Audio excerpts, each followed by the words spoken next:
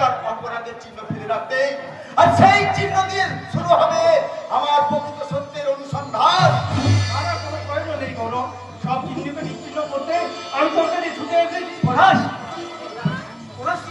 তুই থাকতে এরকম একটা ঘটনা ঘটলো কি করে পলাশ? তুই কি আমার নেতাকে চিনিস না নাকি তার চরিত্র সম্বন্ধে তোর কোনো ভুল ধারণা আছে? পলাশ, তুই বিশ্বাস কর ভাই, আজ 5 দিন আমি বাড়ি গেছিলাম না, আর এই 5 দিনের মধ্যে যে শয়তানরা এমন একটা সুপরিকল্পিত ঘটনা ঘটাবে আমি ভাবতেই পারিনি। পলাশ, শয়তানরা তো চিরকাল শয়তানি করবে, কিন্তু তোমার বোন এত বড় শয়তানি করলো কি করে?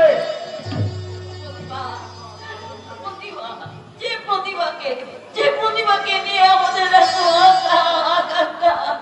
সেই প্রতিভা আজ এমনি করে আমার বুকের ছেলে